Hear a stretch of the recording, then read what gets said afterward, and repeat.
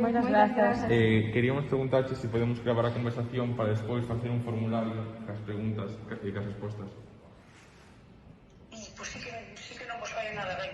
Así, os cosas que me podes mandar un formulario para eu responder as preguntas. No, si podemos gravar a conversación para despois facer un formulario. Exactamente, sí. Gracias. Vale, grazas, moitas grazas. Pum. Ya.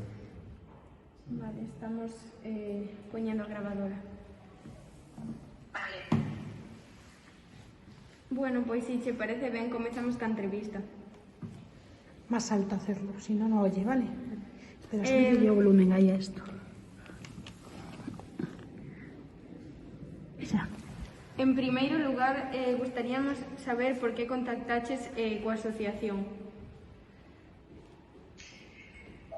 Pois o motivo foi porque nos encontramos, claro, todo isto fai pois 15 anos para que falleceu miña nai e miña nai botou 10 anos con enfermidade, non?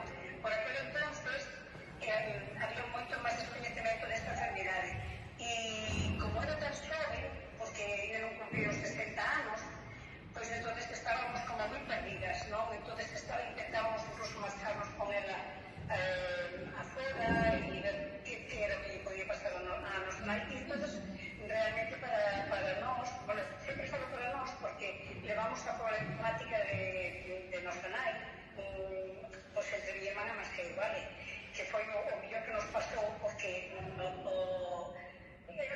estes cuidados estamos en unha milonga e entonces é importante que os cuidadores repartan as responsabilidades. E entonces, pues nada, encontréme con a asociación e para mí foi o abrirme unha porta, o ver que había outras persoas que tiñan a mesma problemática que tiñamos nós e entonces pues, sentíme como guiada.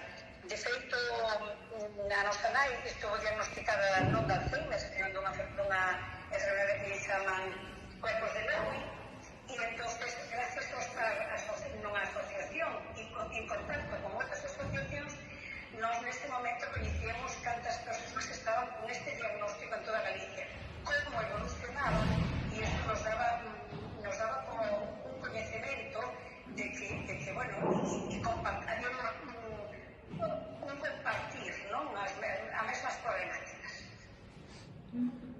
Moitas grazas. Alto, claro.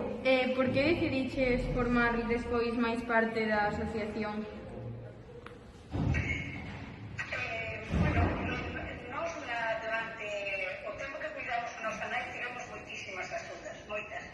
Incluso dos neurólogos, estivemos nun ensayo clínico. Entón, cando a nosa nai falleceu, a verdade é que bueno, tamén vos digo unha coisa, son totalmente hiperactiva. Fago moitas cousas e eu sentime como, primeiro, que me sentía con moito tempo libre.